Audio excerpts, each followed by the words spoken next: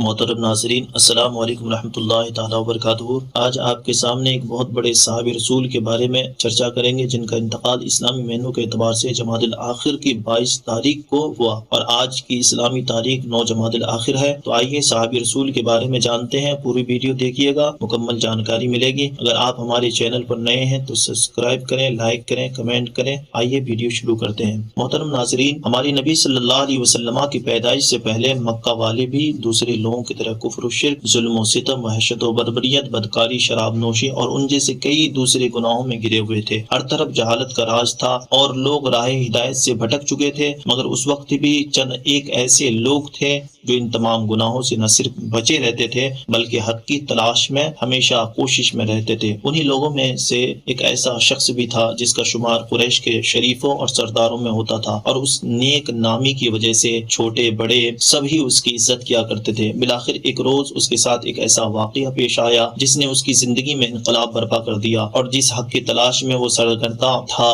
وہ حق اسے مل گیا۔ آئیے قریش کے اس عظیم شخص کے ساتھ پیش آنے والے واقعے کو اسی کی زبانی سنتے ہیں۔ چنانچہ وہ کہتے ہیں، میں کسی اہم کام سے یمن گیا، وہاں ایک بوڑھے عالم سے میری ملاقات ہو گئی۔ اس نے مجھے دیکھ کر کہا، میرا گمان ہے کہ تم حرم یعنی مکہ المکرمہ کے رہنے والے ہو۔ میں نے کہا، جی ہاں، میں مکہ کا رہنے والا ہوں۔ اس نے کہا، تم قریش سے ہو؟ میں نے کہا، جی ہاں، میں قریشی ہوں۔ اس نے پھر کہا، تم تیمی بھی ہو؟ میں نے کہا، جی ہاں، میں تیم بن مرہ کی اولاد میں سے ہوں۔ اس نے کہا، ساری نشانیاں تو ٹھیک ہے، بس اب تم میں ایک نشانی دیکھنا باقی رہ گئی ہے۔ میں نے کہا، وہ کیا؟ اس نے کہا، اپنا پیٹ دکھاؤ۔ میں نے کہا، نہیں، پہلے مجھے ساری بات بتاؤ، پھر میں دکھاؤں گا۔ اس نے کہا، میں اپنے صحیح اور صادق علم کے ذریعے جانتا ہوں کہ حرم میں ایک نبی آنے والا ہے اور دو شخص اس نبی کی مدد کریں گے۔ ان میں سے ایک شخص جنگیں فتح کرنے والا اور مشکلات کو حل کرنے والا ہوگا، اور دوسرا شخص سفید رنگ کا نہایت ہی کمزور ہوگا، اور اس کے پیٹ پر تل ہوگا، اس کی الٹی ران پر ایک نشان ہوگی۔ جیسے ہی میں نے پیٹ سے کپڑا ہٹایا تو اس نے میری ناپ کے اوپر موجود سیاہ رنگ کا تل دیکھ کر کہا،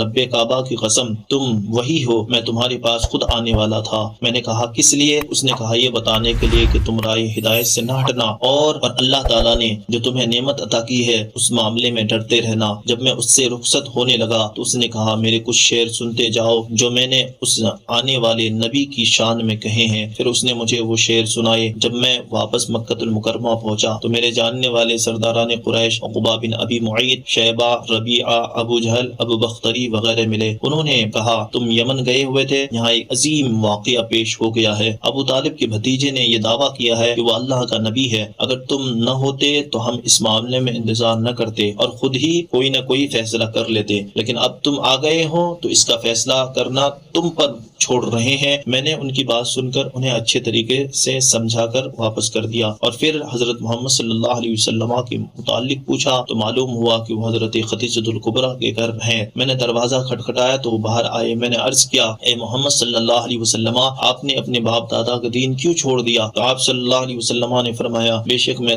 تمہارے اور دوسرے تمام لوگوں کی طرف اللہ کا رسول ہوں، تم اللہ پر ایمان لے آؤ۔ میں نے عرض کی، آپ کی نبوت کی کیا دلیل ہے؟ آپ صلی اللہ علیہ وسلم نے غیب کی خبر دیتے ہوئے ارشاد فرمایا، میری نبوت کی دلیل وہ بوڑھا شخص ہے جس سے تم یمن میں ملے تھے۔ میں نے عرض کیا، میں تو وہاں کئی بوڑھوں سے ملا ہوں۔ آپ صلی اللہ علیہ وسلم نے فرمایا، نہیں، میں اس بوڑھے کی بات کر رہا ہوں جس نے تمہیں کچھ شعر بھی سنائے تھے۔ میں نے خوش ہو کر فرت محبت سے کہا، اے میرے محبوب صلی اللہ علیہ وسلم، آپ کو اس بات کی خبر کس نے دی؟ آپ صلی اللہ علیہ وسلم نے فرمایا، مجھے اس عظیم فرشتے نے خبر دی ہے جو مجھ سے پہلے آنے والے انبیاء کرام کے پاس بھی آیا کرتا تھا۔ بس یہ سنتے ہی میں حیران اور پریشان رہ گیا کہ واقعی اس بات کا میرے علاوہ کسی کو بھی علم نہیں تھا۔ یقیناً یہ اللہ کے سچے رسول ہے۔ میں نے فوراً کہا، میں گواہی دیتا ہوں کہ بلا شبہ اللہ کے سوا کوئی عبادت کے لائق نہیں، اور بے شک آپ صلی اللہ علیہ وسلم اللہ کے سچے رسول ہیں۔ پھر میں تھوڑی دیر وہاں بیٹھ کر واپس آ گیا، اور میرے اسلام لانے پر پوری وادی میں خاتم النبیین رحمۃ للعالمین صلی اللہ علیہ وسلم سے بڑھ کر کوئی خوش نہیں تھا۔ محترم ناظرین، سب سے پہلے اسلام قبول کرنے والا قریش کا یہ خوش نصیب شخص کوئی اور نہیں بلکہ خلیفہ اول صدیق اکبر، یادگار امیر المومنین حضرت سیدنا ابو بکر صدیق رضی اللہ تعالیٰ عنہ تھے۔ آئیے عالم اسلام کی اس عظیم شخصیت کے بارے میں مزید کچھ باتیں جانتے ہیں۔ محترم ناظرین، حضرت سیدنا ابو بکر رضی اللہ تعالیٰ عنہ کا نام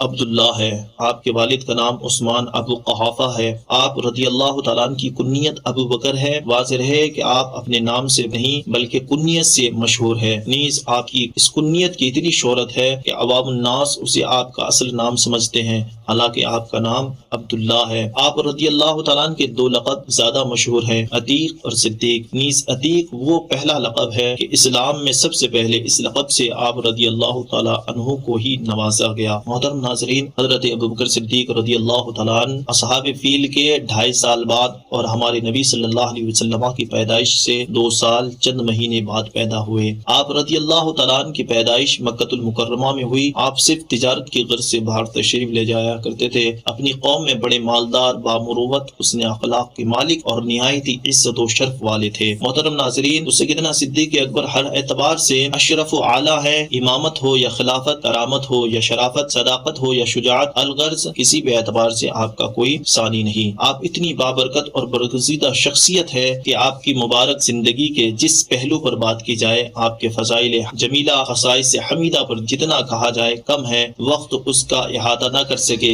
مگر آج چونکہ حضرت ابوبکر صدیق رضی اللہ تعالیٰ عنہ کے خوف خدا کے بارے میں ایک بات بتانے والا ہوں، پوری ویڈیو دیکھیے گا، انشاءاللہ آپ کا ایمان تازہ ہو جائے گا۔ حضرت سیدنا زید بن ارقم رضی اللہ تعالیٰ عنہ فرماتے ہیں کہ ایک بار ہم حضرت سیدنا ابوبکر صدیق رضی اللہ تعالیٰ عنہ کی بارگاہ میں بیٹھے تھے کہ پانی اور شہد لایا گیا، اور جیسے ہی آپ کے قریب کیا گیا تو آپ رضی اللہ تعالیٰ عنہ زار و قطار رونا شروع کر دیے اور روتے رہے، یہاں تک کہ تمام صحابہ کرام رضوان اللہ تعالی علیہم اجمعین بھی رونے لگے۔ صحابہ کرام رضوان اللہ تعالی علیہم اجمعین رو رو کے چپ ہو گئے، لیکن آپ رضی اللہ تعالیٰ عنہ برابر روتے رہے۔ صحابہ کرام نے آپ کو دیکھ کر پھر رونے لگے، یہاں تک کہ صحابہ کرام کو یہ گمان ہوا کہ ہمیں معلوم نہ ہو سکے گا کہ کیا بات ہے، کیوں رو رہے ہیں۔ بالآخر حضرت سیدنا ابوبکر صدیق رضی اللہ تعالیٰ نے اپنی آنکھیں صاف کی تو صحابہ کرام نے عرض کی، اے اللہ کے رسول صلی اللہ علیہ وسلم کے خلیفہ، آپ کو کس چیز نے رلایا ہے؟ فرمایا، ایک بار میں اللہ کے نبی صلی اللہ علیہ وسلم کی خدمت میں بیٹھا تھا،